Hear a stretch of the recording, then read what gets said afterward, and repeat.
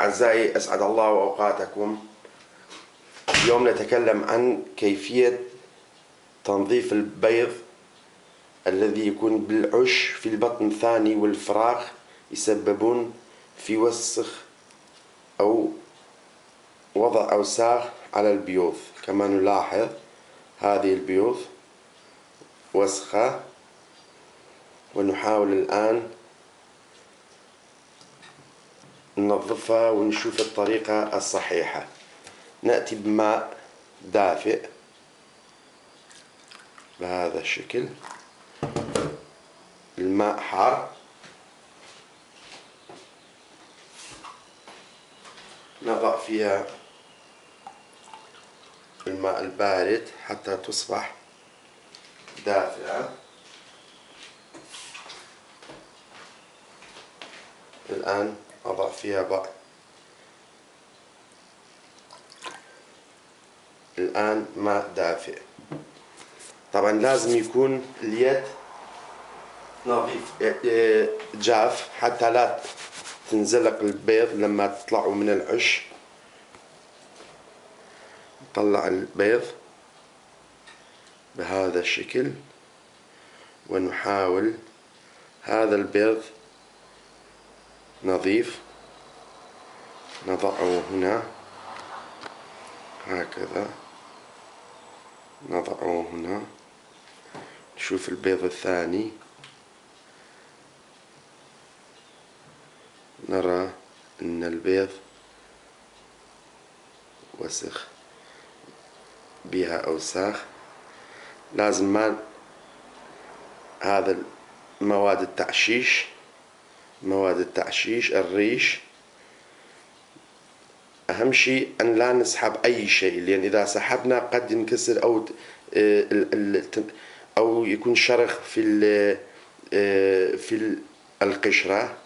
لازم نمسكها بهذا الشكل ونضعها ماء دافئ بهذا الشكل ونضعها هنا ونتركه ونأتي. بس أهم شيء كل مرة لازم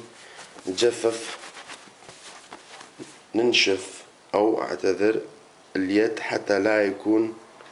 كما نلاحظ هذا بيض الآخر، كما نلاحظ هذا البيض أيضا سليم. نطلع البيض الرابع، نشوف هذا، نحس بأنه إذا متلاصق بشكل، هذا ما متلاصق، هذا البيض وسخ كما نلاحظ بها أوساخ. هسه أضعها بهذا الشكل،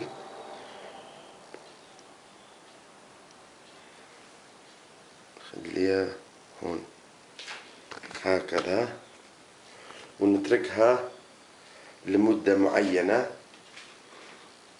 نتركها ونحاول أن نسحب مواد التعشيش كما نلاحظ الآن الذي كان متلاصق.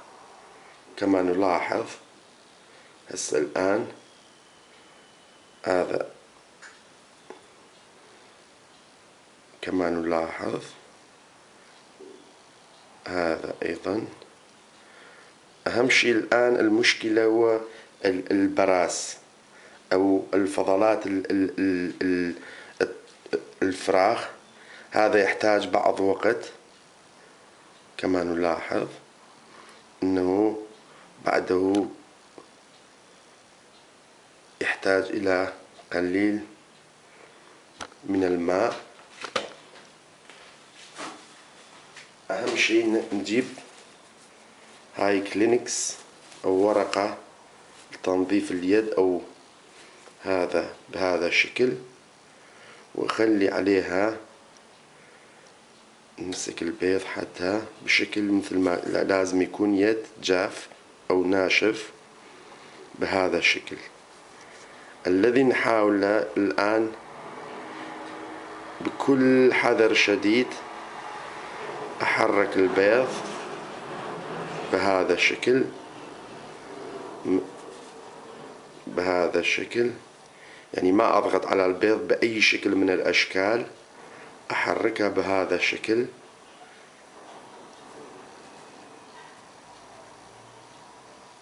كما ترون الآن، كما ترون باقي قليل من أضعها مرة أخرى بماء الدافئ، وأضعها بجانب اللي فيه البراد هنا أو ذاك الجهة حتى يعني يصير ناعم وأقدر أنظفها. هذا البيض كان وسخ، نشوف هسه نظفناه. ذاك الجهة أيضا أهم شيء نسيطر على البيض ونقلل من احتمال الكسر البيض. كما تلاحظون أحركها بهذا الشكل، أصبح ناعم.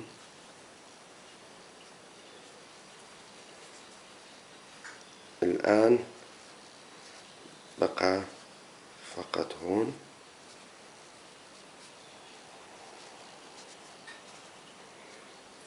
الآن كما نلاحظ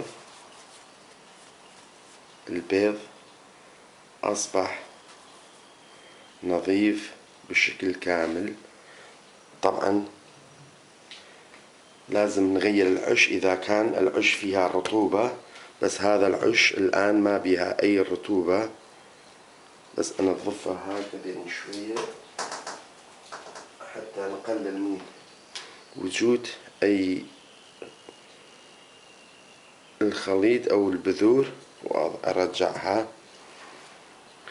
الآن نأتي إلى هذا البيض إنه أيضا نظيف مثل ما قلنا، وأرجعه لمكانه. وهذا البيض أيضا كان نظيف، أرجعه لمكانه. بقى البيض اللي كان عليها براز بشكل كبير، وهذا هو. هسه هذا الجانب كان بيها ننظفها بنفس الطريقة كما تلاحظون. أضعها بالماء الدافئ وننظفها بهذا الشكل. أحس بأنه كما نلاحظ الآن هذا هو، يعني حتى تشوفونه بالتصوير أنه ناعم، وأقدر أسحبها بشكل بسيط أو سهل. الآن هذه الجهة أصبح نظيف، بقى هذا الجهة أقوم بنفس العملية وأضعها مرة أخرى هنا وننتظر.